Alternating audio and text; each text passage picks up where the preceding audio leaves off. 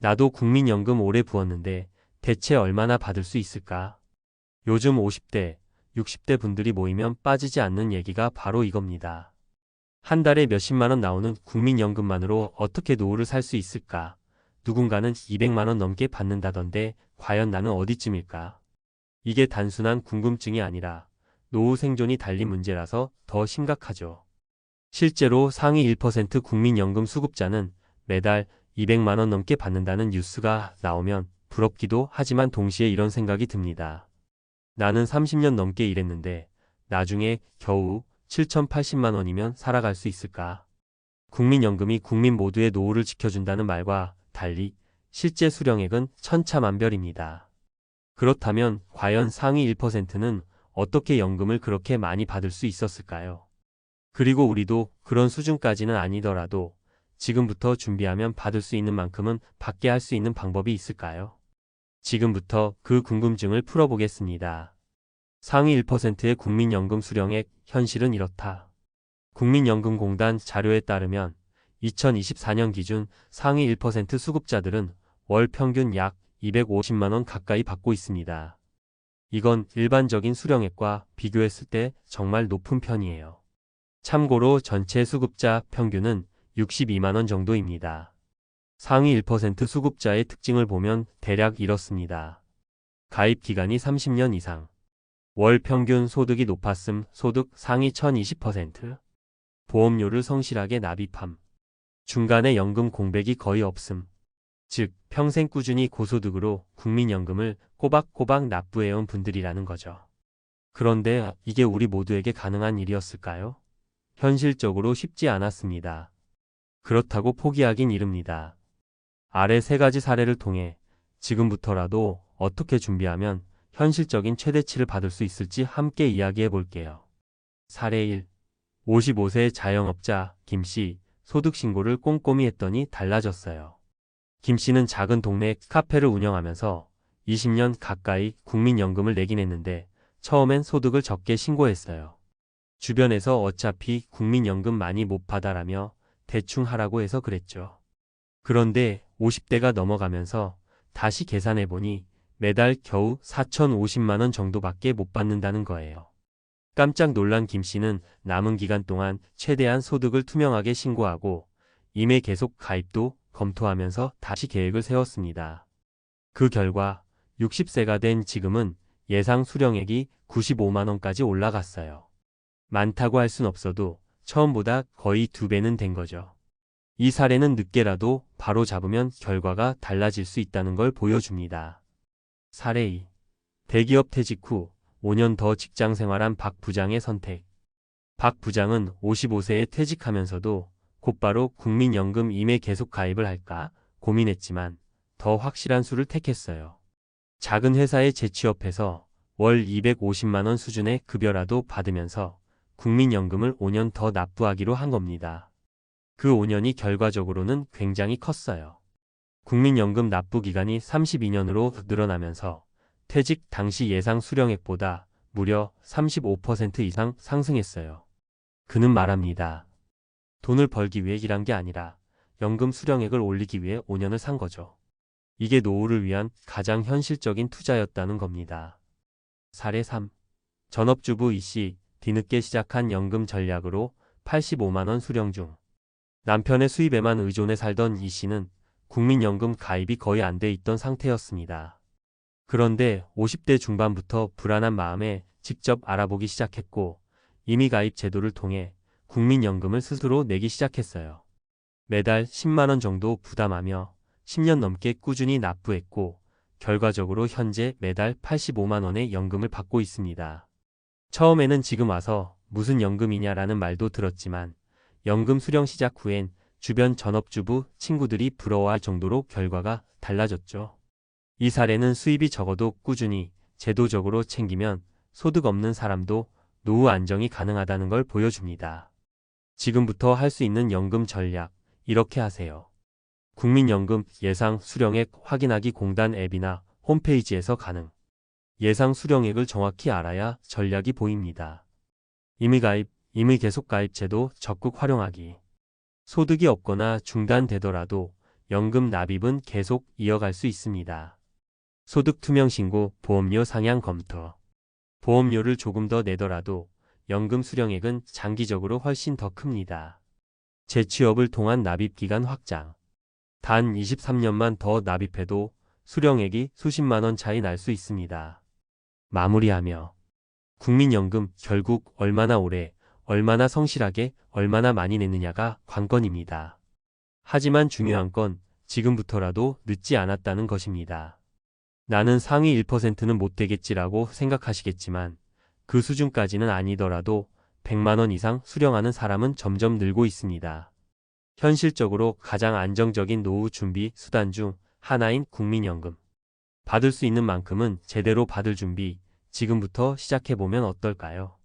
국민연금 상위 1%, 매달 이만큼 받는다. 당신도 가능할까?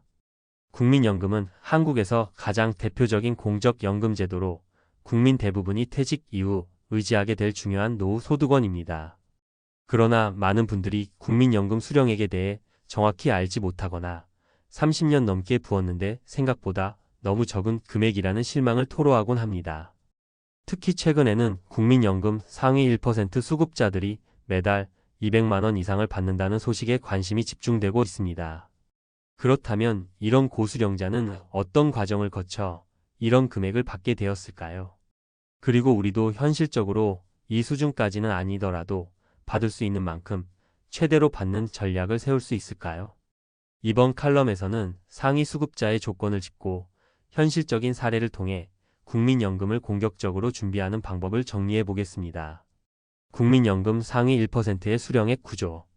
2024년 기준 국민연금공단 자료에 따르면 국민연금 상위 1% 수급자는 월 평균 약 250만 원을 수령하고 있으며 최고액은 월 290만 원 수준에 이릅니다. 이들은 대부분 다음과 같은 특징을 가집니다. 가입기간 30년 이상 360개월 이상.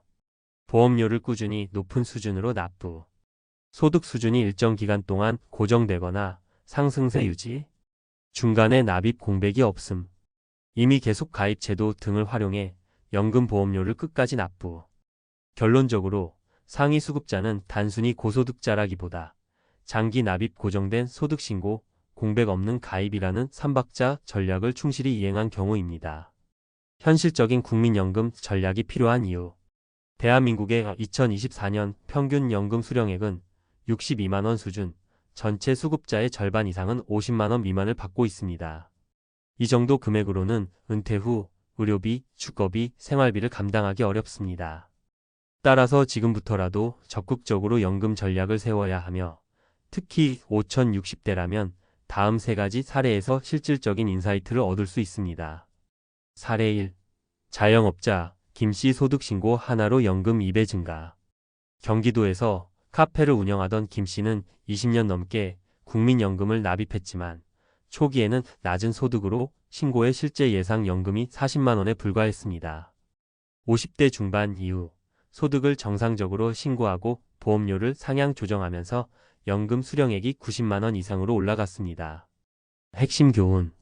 국민연금은 신고소득이 기준입니다.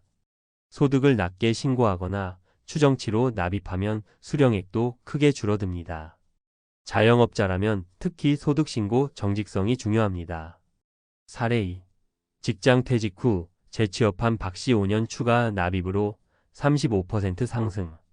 55세에 퇴직한 박씨는 그냥 연금을 받기보다 작은 회사에 재취업해 5년을 더 근무하며 국민연금을 납부했습니다. 그 결과 수령 예정 연금이 초기보다 35% 상승하며 140만 원에 도달했습니다. 핵심 교훈. 퇴직 후 60세까지의 공백 기간이 수령액 차이를 크게 만듭니다.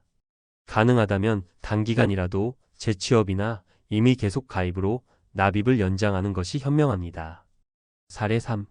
전업주부 이씨 임의 가입으로 안정된 노후 확보.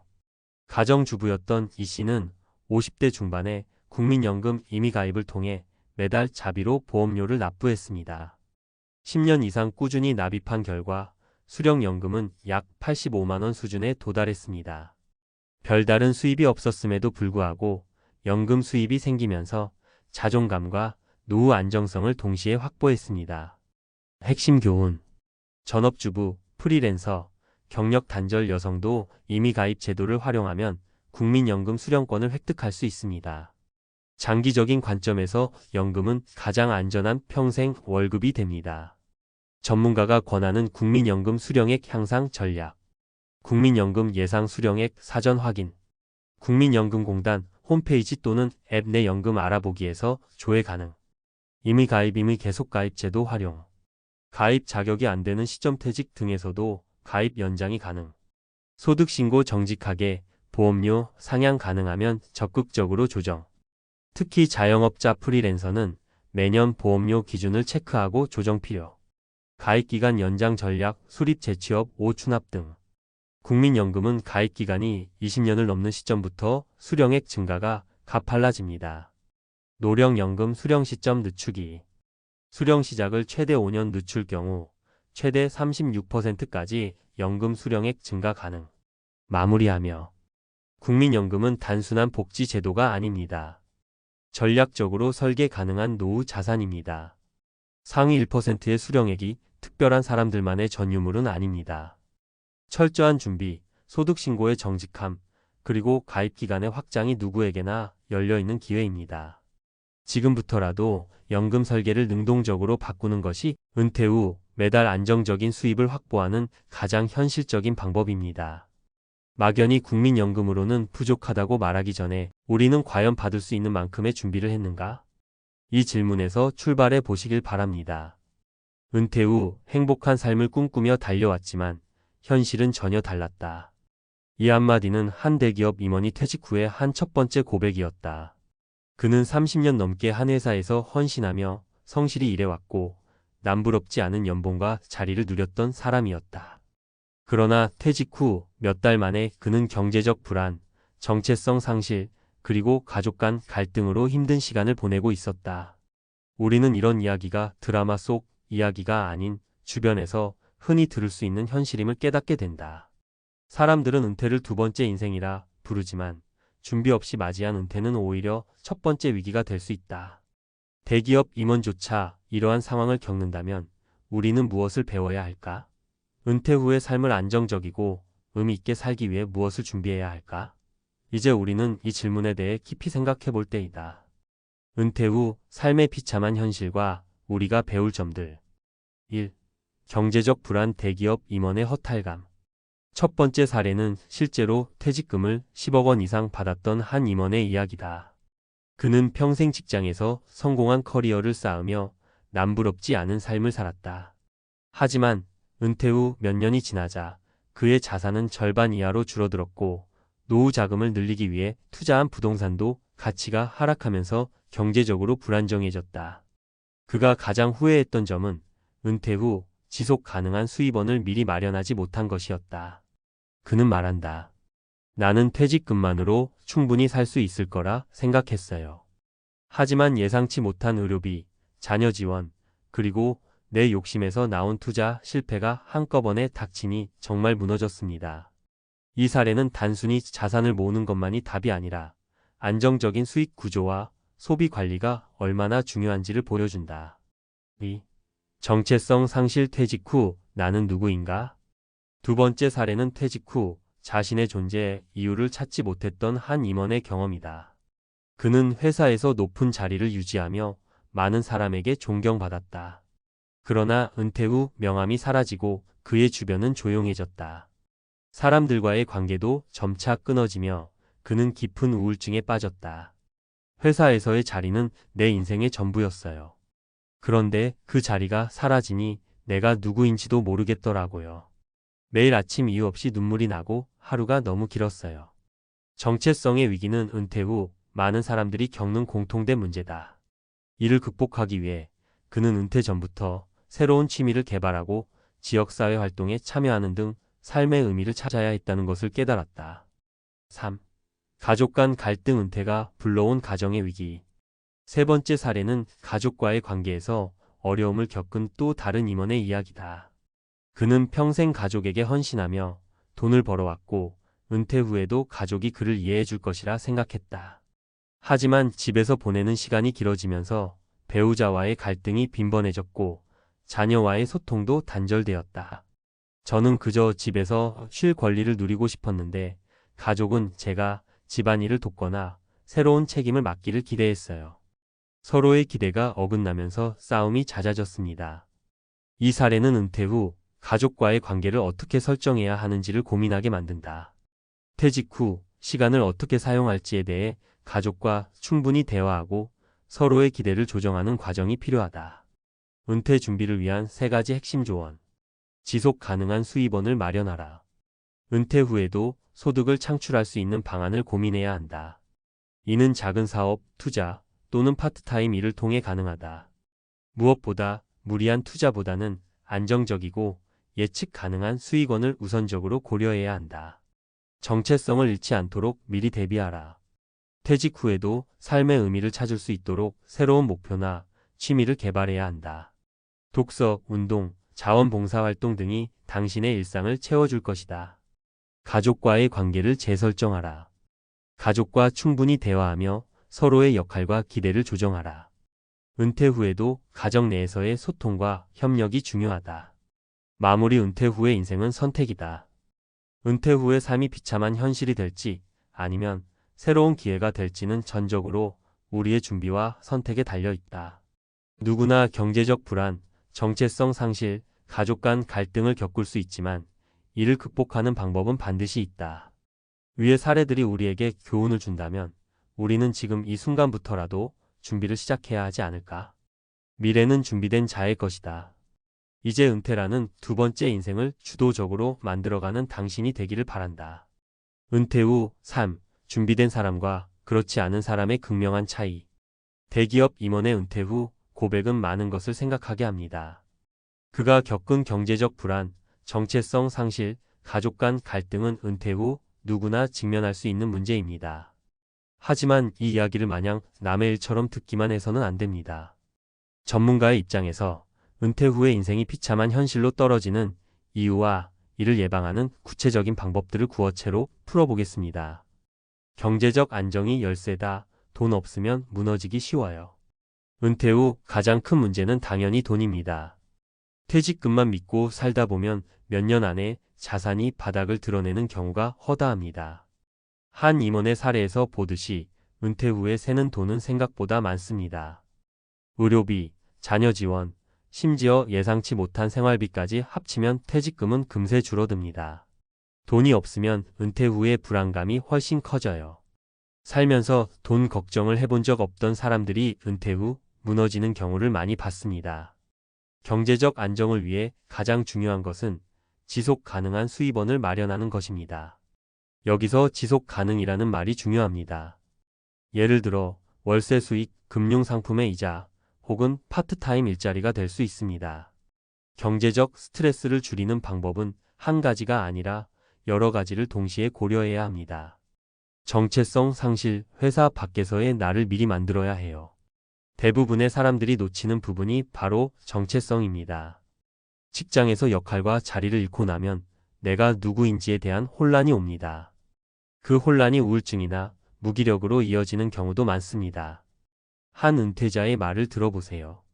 저는 회사에서 부장님, 이사님 소리를 듣던 사람이었는데 은퇴하고 나니 아무도 저를 필요로 하지 않는 것 같더라고요. 명함 없는 삶이 이렇게 공허할 줄 몰랐어요. 정체성 문제는 은퇴 전부터 준비해야 합니다. 새로운 역할을 만들어가야 합니다.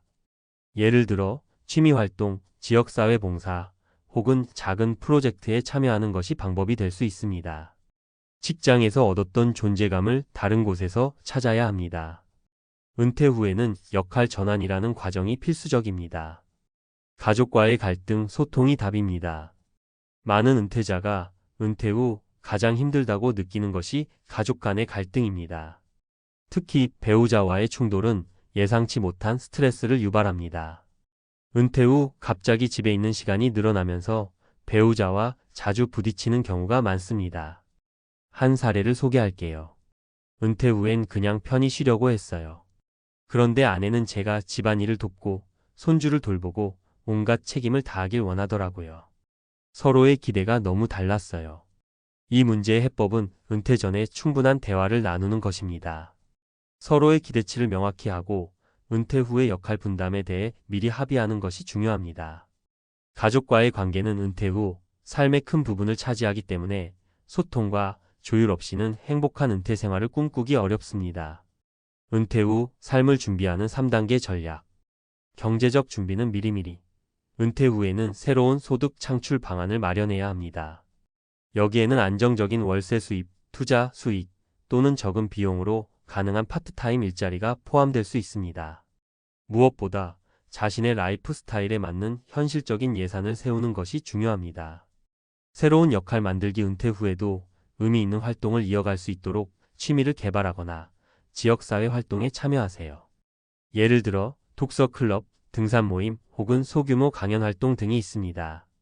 이런 활동은 사회적 연결망을 유지하고 정신적인 건강에도 긍정적인 영향을 줍니다. 가족과의 대화와 조율. 은퇴 후 가족과의 시간을 어떻게 사용할지에 대해 미리 합의하세요. 배우자와의 갈등을 피하기 위해서는 서로의 역할을 명확히 정하고 은퇴 후 시간을 균형 있게 배분하는 것이 중요합니다. 전문가가 말하는 은퇴 후 삶의 진정한 의미.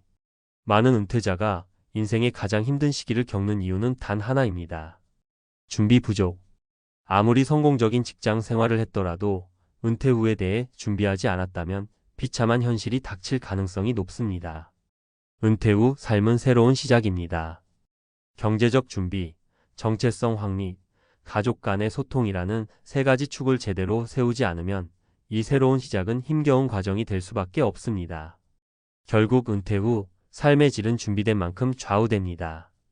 당신은 이 순간부터라도 어떤 준비를 시작하겠습니까? 지금 바로 첫걸음을 내딛는다면 은퇴 후의 삶은 비참한 현실이 아닌 당신만의 새로운 황금기가 될 수 있을 것입니다. 안녕하세요, 여러분. 요즘 들어 나도 은퇴하면 바로 해외여행 떠날 수 있을까? 경제적으로 여유롭고 자유로운 삶을 살 수 있겠지? 하는 생각 한 번쯤 해보시지 않았나요? 사실 저는 은퇴가 가까워질수록 기대와 불안이 동시에 커지더라고요. 은퇴 후에는 지금껏 못해본 것들을 실컷 즐길 수 있을 거야. 라는 낙관적인 마음과 과연 노후 자금이 충분할까? 사회와 멀어지면 외로워지진 않을까?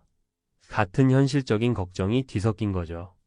그래서 오늘은 은퇴 후 5년간의 여행을 통해 깨달은 충격적 진실이라는 이야기로 시작해서 우리가 놓치기 쉬운 노후의 현실과 그 대안을 조금 편하게 얘기해 보려고 해요.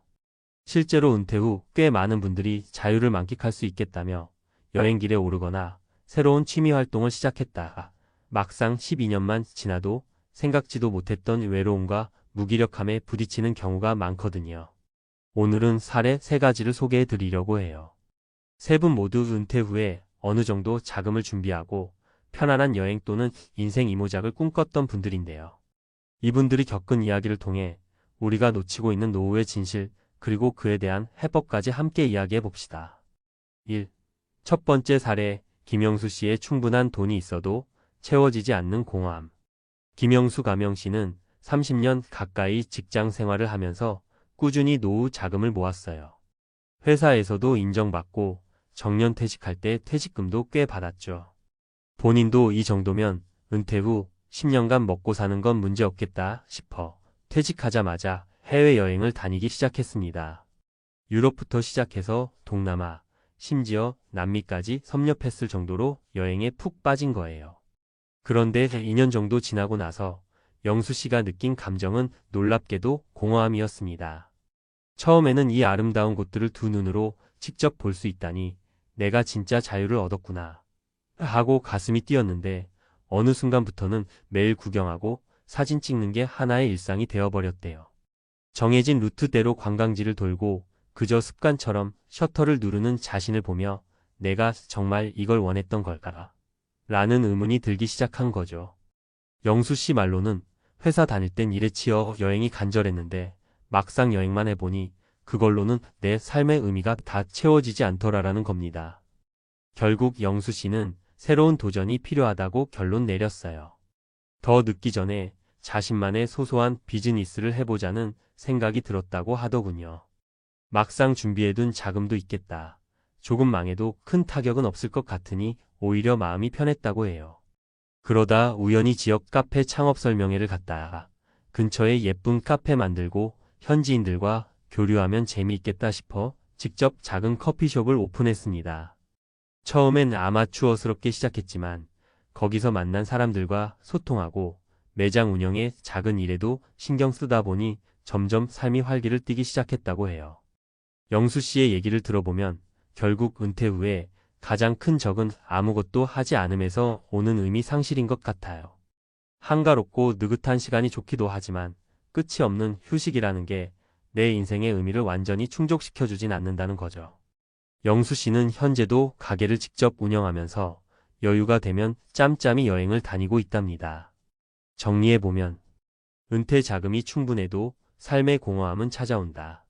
끊임없이 내가 하고 싶은 의미 있는 활동이 무엇인가 질문해야 한다. 여행도 좋지만 그 이상의 목적과 도전이 필요하다.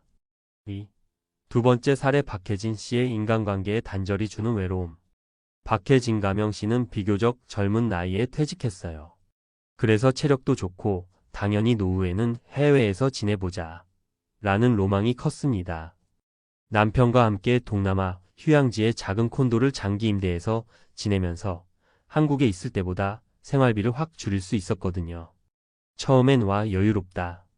맨날 파도 소리 들으며 하루 종일 쉬어도 되네. 이런 설렘이 꽤 오래 갔대요. 그런데 막상 1년 정도 지나니 외로움이 크게 밀려오기 시작했습니다. 옆집 사람들과 몇 마디 나누긴 했지만 언어가 통하지 않으니 깊이 교류하기 어려웠고 현지인이 아닌 이상 현지 사회활동에 적극적으로 뛰어들 수도 없었던 거예요. 또 한국에서 가족 모임 있을 때마다 비행기 타고 왔다 갔다 하는 것도 부담이 되었고요. 가장 힘들었던 건 자주 보던 친구들과 떨어져 있다는 사실이었다고 해요. 평생을 함께해온 친구들과 주말에 가볍게 만나 수다 떨던 사소한 순간들이 그리워지기 시작한 거죠. 시간이 흐를수록 내가 굳이 낯선 곳에서 외롭게 지낼 필요가 있을까 하는 고민이 커졌다고 합니다. 결국 혜진 씨 부부는 다시 한국으로 돌아와 부모님과 형제 자매가 있는 곳에서 가까운 아파트로 이사했어요. 대신 한국에만 계속 있긴 답답하니까 1년에 한두 번쯤 장기 여행을 가자라는 방식을 택했죠. 그 선택이 훨씬 마음이 편했다고 해요. 외국에 머물 때는 외국 생활의 새로움을 즐기고 한국에 돌아오면 편안한 언어와 사람들 속에서 외로움을 해소하는 방식으로 균형을 잡게 된 겁니다. 혜진 씨 말대로 인간관계가 주는 안도감은 생각보다 훨씬 크고 특히 나이가 들수록 더욱 절실해집니다. 해외에서 살든 국내에서 은퇴 생활을 하든 어쨌든 내 곁을 지켜주고 나를 이해해주는 사람들이 존재한다는 것만큼 큰 힘이 될 만한 게 없으니까요. 정리해보면 외국에서의 낭만도 잠시, 인간관계 단절로 큰 외로움을 느끼기 쉽다. 오랜 친구나 가족과의 교류가 마음의 안정과 삶의 활력을 준다. 은퇴 후 이동식 생활을 선택하더라도 관계의 토대는 반드시 필요하다. 3. 세 번째 사례 홍길동 씨의 내가 지금까지 쌓은 역량을 어디에 쓸까? 홍길동 가명 씨는 모 대기업에서 연구원으로 평생 근무했어요. 연구 쪽에서는 꽤나 베테랑으로 통했는데 정년퇴직을 앞두고 퇴직 후에도 내가 가진 경험을 살릴 수 있을까 하는 고민을 많이 했다고 합니다. 주변에선 이제 고생할 만큼 했으니 편하게 지내라라고 말했지만 홍길동 씨는 은근히 일에 대한 미련이 있더라고요. 그래서 퇴직하고 막연하게 1년쯤 휴식을 취했는데 내가 이대로 아무것도 안 하면 너무 아깝지 않나? 내가 할 수 있는 게 분명 있을 텐데라는 생각이 점점 들었다고 해요. 그러다가 우연히 후배가 창업한 스타트업에서 자문 역할을 해달라는 제안을 받았습니다. 처음엔 귀찮을 것 같은데 싶어 망설였지만 실제로 조금씩 참여해보니 자신의 경력과 지식을 활용해 후배들을 돕는 일이 생각보다 큰 만족감을 주었다고 해요. 홍길동 씨는 열정을 가지고 달려드는 젊은 친구들을 보면서 나도 옛날 생각이 많이 났다라고 이야기했어요. 현장에서 땀 흘리며 실패도 하고 또 그 실패 속에서 배우는 젊은이들의 모습을 보며 자기도 마치 한 번 더 젊어진 기분을 느꼈다는 거죠. 무엇보다 은퇴했다고 완전히 쓸모가 사라지는 게 아니었구나. 내가 누군가에게 필요한 존재가 될 수 있구나라는 사실이 큰 힘이 되었다고 해요. 홍길동 씨는 지금도 주 23회 정도 출근해 컨설팅 형태로 일하고 가끔은 국내외 여행도 즐기는 반은퇴 생활을 하고 있죠. 이런 얘기를 듣다 보면 은퇴가 꼭 하던 일을 모두 멈추는 것만을 의미하는 건 아니라는 걸 새삼 깨닫게 됩니다. 정리해보면 은퇴 후에도 평생 쌓아온 역량은 여전히 가치가 있다. 자신이 쌓은 경험을 누군가와 나누고 의미 있는 곳에 사용하는 과정에서 삶의 보람을 느낀다. 반은퇴도 충분히 좋은 대안이 될 수 있다. 마무리하며 자, 지금까지 5년간의 여행을 통해 또는 다양한 방식으로 은퇴 생활을 경험해본 3가지 사례를 살펴봤습니다. 사실 우리 모두가 은퇴 후에 달콤한 자유만 가득할 것이라고 기대하지만 막상 현실은 그렇지 않다는 걸 많은 분들이 증언하고 있어요. 돈이 있어도 온종일 자유시간이 주어져도 결국 의미와 관계, 그리고 내가 쌓아온 역량을 어디에 쓸 것인가 하는 문제는 반드시 고민하게 됩니다. 김영수 씨 사례처럼 여행에만 몰두했을 때 오는 공허함, 박혜진 씨 사례처럼 인간관계 단절로 인한 외로움, 그리고 홍길동 씨 사례처럼 역량이 방치되면서 느끼는 아쉬움 등은 누구에게나 닥칠 수 있는 노후의 모습이에요. 그렇다면 우리는 어떻게 해야 할까요? 의미 있는 활동 찾기 취미생활이든 작은 비즈니스든 봉사활동이든 뭔가 내가 이 세상에 기여하고 있다고 느낄 수 있는 활동이 필요해요. 인간관계 유지 및 확장, 가족, 친구, 지인들과의 교류를 소홀히 하지 말고 새로운 사람들을 만날 기회를 만들어 보세요. 자신의 역량 활용 내 평생의 경험과 지식이 사장되는 건 너무 아깝습니다. 컨설팅, 자문, 강의, 멘토링, 무엇이든 내 역량을 쓰고 싶은 곳을 찾아보세요. 유연한 생활 형태 무조건 이제 일 안 하고 놀아야지가 아니라 반은 여행, 반은 취업, 창업, 봉사 같은 다채로운 스케줄을 갖춰보는 거예요. 결국 은퇴가 출구 엔드가 아니라 새로운 선택의 시작이라는 인식이 중요합니다. 여행을 다닐 수도 있고 쉬어갈 수도 있지만 그 시간이 길어질수록 필연적으로 내가 이 사회와 어떻게 연결되어 있는가를 고민하게 돼요. 사람과의 관계, 내가 남들과 주고받는 가치, 앞으로 내가 살아가야 할 이유를 찾는 과정이 꼭 필요해지는 거죠. 그러니 여러분도 미리 준비해 보셨으면 좋겠어요. 돈이나 건강도 물론 중요하지만 실제로는 관계와 활동이라는 자산이 우리에게 더 오래, 더 깊게 영향을 미치거든요. 혹시 지금도 언젠가 여행만 다니면 다 해결될 거야 하고 생각하고 계셨다면 오늘 사례들처럼 과연 그것만으로 만족스러운지 한번 점검해 보시는 것도 좋을 것 같습니다. 은퇴 후 5년, 10년 아직 남은 인생이 한참 깁니다. 원 없이 쉬자는 생각으로 시작했다가도 뜻밖의 외로움이나 공허감에 부딪히는 건 흔한 일이에요. 하지만 그것도 또 다른 기회가 될 수 있습니다.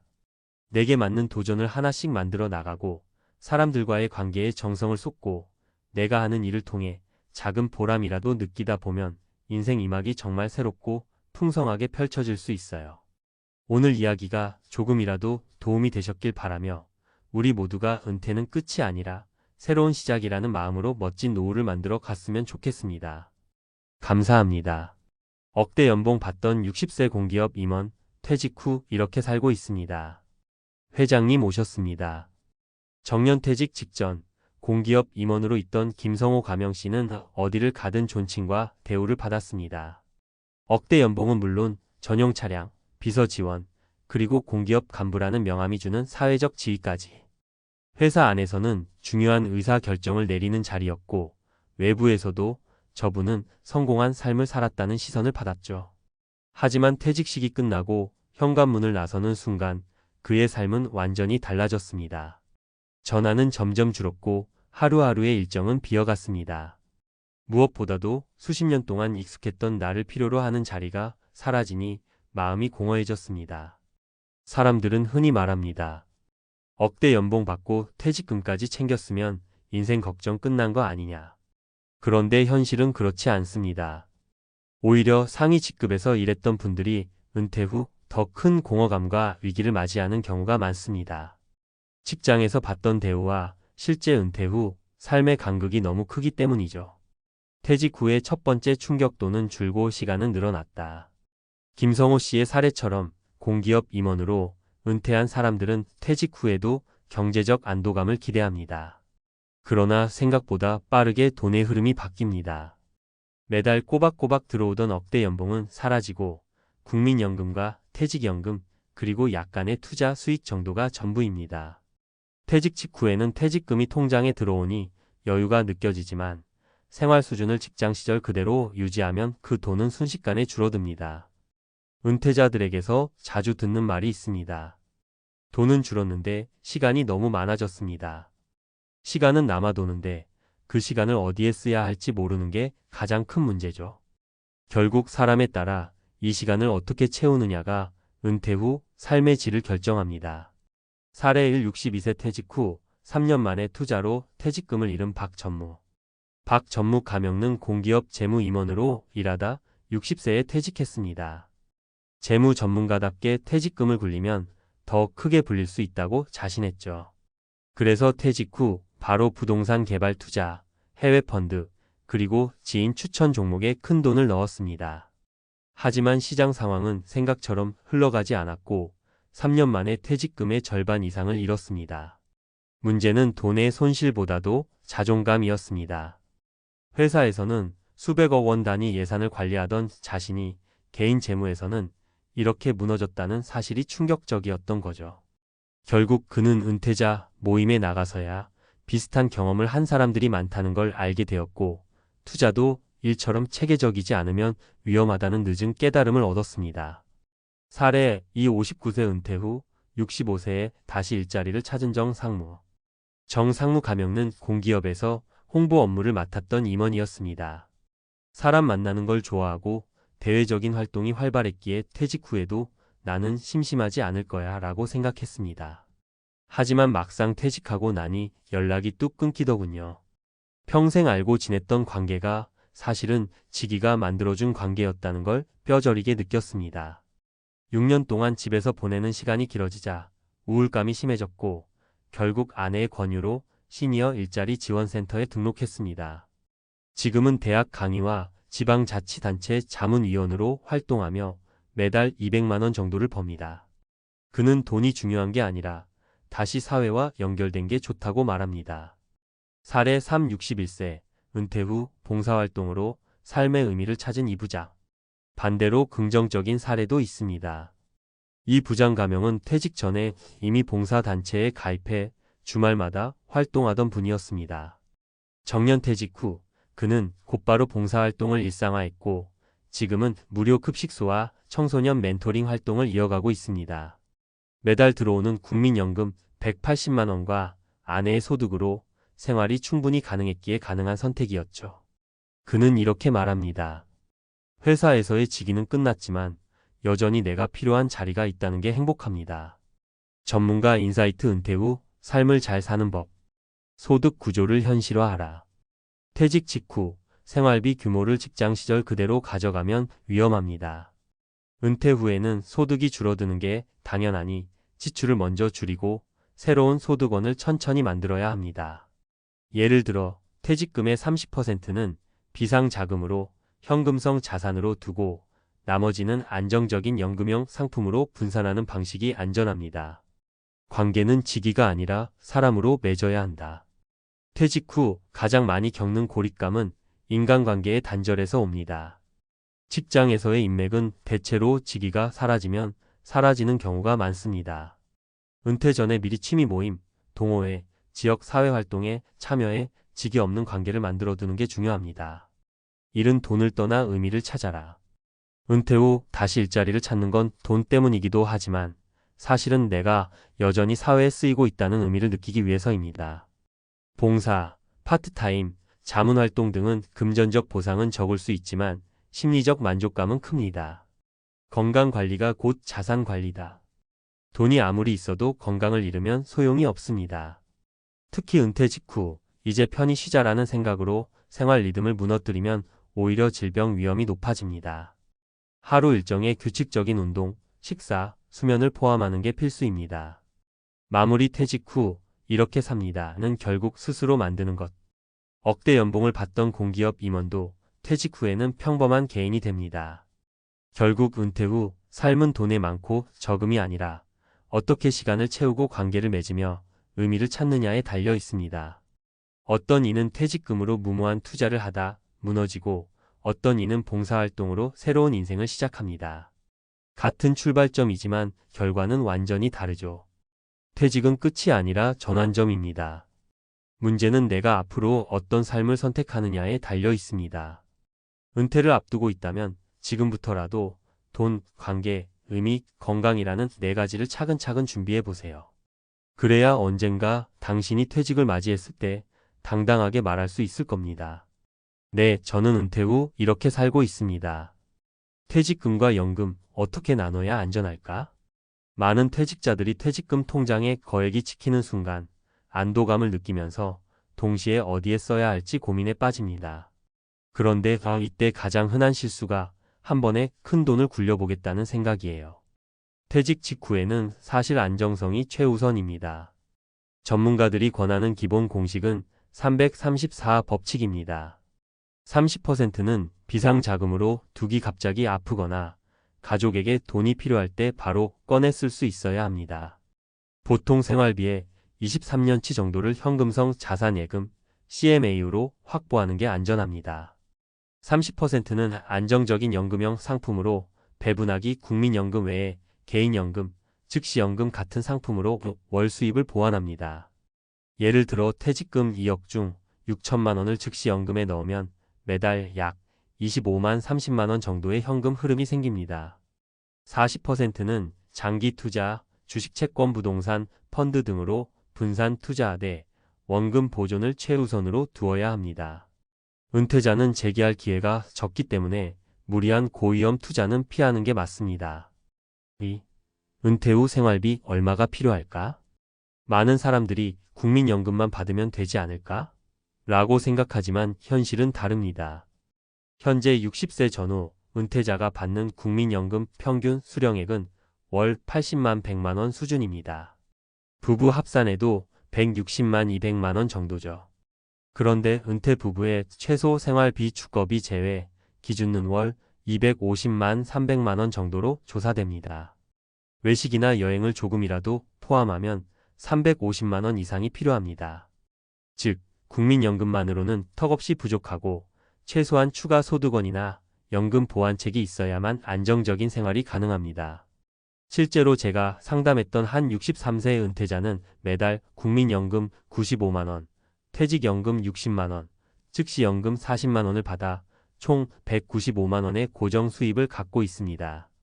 여기에 아내가 파트타임으로 벌어들이는 80만 원이 합쳐져 275만 원 정도가 매달 들어옵니다.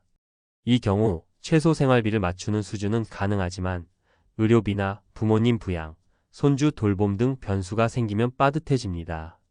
그래서 은퇴 전 반드시 내 생활비는 얼마인지 국민연금으로 몇 %를 충당할 수 있는지 계산해 두는 게 필요합니다. 3. 은퇴 후 가장 많이 실패하는 투자 패턴. 제가 은퇴자들 재무 상담에서 가장 자주 보는 사례는 욕심을 내서 큰 투자에 뛰어드는 경우입니다. 퇴직금은 써야 줄어드니 불려야 한다는 불안감이 작동하죠. 하지만 은퇴 후에는 벌어서 메울 수 있는 시간이 부족합니다. 예를 들어 한 은퇴자가 3억 원 퇴직금 중 1억 원을 지인의 권유로 음식점 창업에 투자했습니다. 하지만 코로나19 같은 변수로 불과 1년 만에 가게를 접고 손실을 크게 봤습니다. 문제는 남은 돈으로도 생활을 유지해야 하기에 결국 65세에 다시 재취업을 알아보는 상황이 된 겁니다. 따라서 퇴직 후 5년 동안은 돈을 지키는 기간이라고 생각하는 게 중요합니다. 주식도 고배당 우량주 위주로, 부동산도 임대 수익이 확실한 작은 규모로 분산하는 게 바람직합니다. 4. 일과 관계, 은퇴 전부터 준비해야 한다. 퇴직자들 중 60% 이상이 공통적으로 겪는 어려움은 고립감입니다. 직위가 사라지면 연락 오는 사람도, 모임에서 본인을 찾는 사람도 줄어듭니다. 특히 임원급으로 은퇴한 분일수록 체감이 더 큽니다. 왜냐하면 직위 덕분에 유지되던 관계가 많았기 때문이죠. 은퇴 전 50대 중반부터는 직위 없는 관계를 만들어야 합니다. 예를 들어 골프 모임 대신 등산 동호회, 독서 모임, 지역 사회봉사활동 같은 곳에 참여하면 직책과 상관없는 관계가 자연스럽게 생깁니다. 이런 관계가 은퇴 후 삶을 지탱해주는 힘이 됩니다. 5. 건강관리, 은퇴 후 최대 변수. 많은 은퇴자들이 돈 걱정은 많이 하면서도 정작 가장 중요한 건강은 간과합니다. 은퇴 후 의료비는 생각보다 큽니다. 보건사회연구원의 조사에 따르면 65세 이상 부부의 평균 의료비 지출은 연 400만 500만 원 수준이고 암심장질환 같은 큰 병에 걸리면 수천만 원까지 올라갑니다. 따라서 은퇴 전부터 건강보험, 실손보험, 간병보험을 어떻게 가져갈지 점검해야 하고 은퇴 후에는 운동과 식습관 관리를 일상화해야 합니다. 돈은 없어도 살 수 있지만 건강 없이는 돈이 있어도 살 수 없다는 말은 결코 과장이 아닙니다. 6. 지금 당장 할 수 있는 은퇴 준비 체크리스트. 매월 생활비를 정확히 계산해보기. 국민연금 예상 수령액 조회 후 부족분이 얼마인지 확인하기. 퇴직금 운용 계획을 334 법칙으로 세우기. 직위 없는 인간관계 동호회, 지역 모임 미리 만들어두기. 보험, 건강관리 계획을 재점검하기. 은퇴 후에도 해보고 싶은 일 23가지를 적어보기. 일취미봉사 포함. 마무리. 은퇴는 단순히 회사를 그만두는 날이 아니라 인생 2막의 시작점입니다. 억대 연봉을 받았던 임원도 퇴직금 5억을 챙긴 직원도 결국 은퇴 후의 삶은 준비한 만큼 달라집니다. 돈, 관계, 건강, 의미 이 4가지를 얼마나 균형 있게 챙겼는지가 은퇴 후의 삶을 좌우하죠. 혹시 지금 이 글을 읽고 계신다면 질문 하나 드리고 싶습니다. 내가 은퇴 후에도 당당하게 이렇게 살고 있습니다. 라고 말할 수 있으려면 지금 무엇을 준비해야 할까? 그 답을 오늘부터 하나씩 만들어 가시면 됩니다.